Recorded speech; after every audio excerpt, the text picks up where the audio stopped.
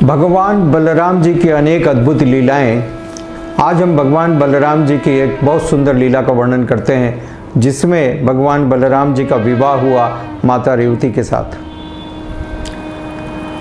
सतयुग के प्रारंभ में एक अत्यंत प्रतापी राजा हुए, जिनका नाम था राजा रेवत।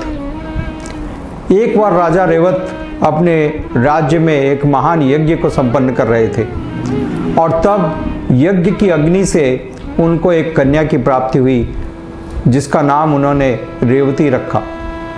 यह अत्यंत रूपवान, सभी प्रकार के दिव्य गुणों से युक्त अत्यंत ही सौम्य कन्या थी।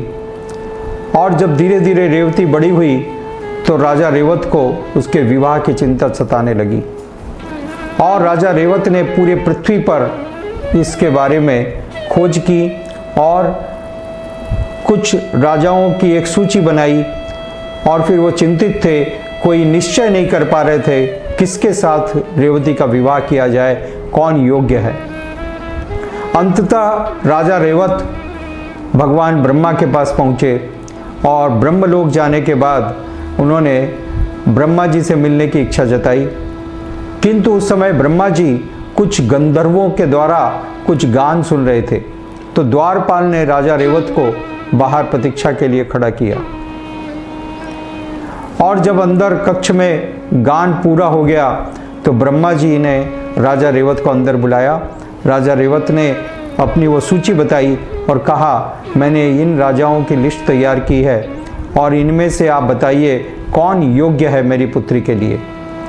और तब ब्रह्मा जी मुस्कुराने लगे, और ब्रह्मा जी ने कहा, वास्तविक रूप से आपने इतनी देर जो यहाँ प्रतीक्षा की, इतनी देर में पृथ्वी लोक पर बहुत सारे युग बदल चुके हैं, और अभी इस समय पृथ्वी लोक पर कलयुग द्वापर युग चल रहा है, और ये सारे राजा जो आपने सूची में लिखे हैं अब वो पृथ्वी लोक पर नहीं है, इसलिए आप इनमें से किसी के भी साथ अपनी पुत्री का विवाह नहीं कर सकते हैं।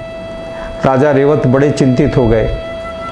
तब ब्रह्मा जी ने बतलाया, अभी पृथ्वी लोक पर द्वापर युग चल रहा है, और द्वापर युग में भगवान श्री कृष्ण अपने विस्तार भगवान बलराम जी के साथ प्रकट हुए हैं, और वहाँ पर पृथ्वी लोक पे लीलाएं कर रहे हैं।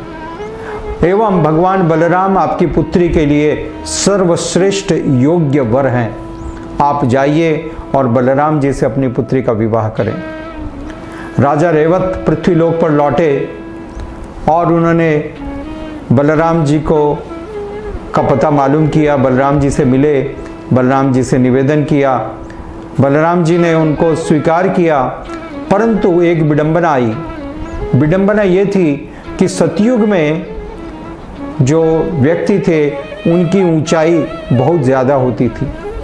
जैसे आज कलयुग में ज़्यादा से ज़्यादा 8 फीट या 10 फीट मानी जाती है व्यक्ति की ऊंचाई, और द्वापर युग में 10 फीट, और त्रेता युग में 100, और सतयुग में 1000। तो माता रेवती इतनी ऊंची थी, परंतु भगवान बलराम जी ने बहुत सुंदर लीला की।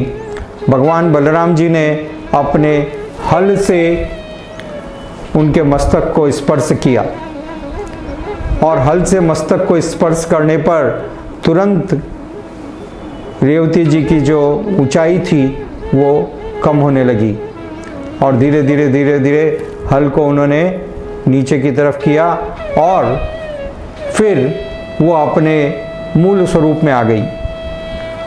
यानी उनकी ऊंचाई भगवान बलराम जी के समान हो गई। और इसके पश्चात भगवान बलराम जी और माता रेवती का विवाह संपन्न हुआ। तो इस प्रकार से भगवान बलराम जी की अद्भुत लीलाएं, अनेक लीलाएं, और ये सुंदर लीला भगवान बलराम जी के विवाह की। हरे कृष्णा। धन्यवाद। इस चैनल को लाइक करें, सब्सक्राइब करें, और मित्रों के साथ शेयर करें। हरे कृष्णा।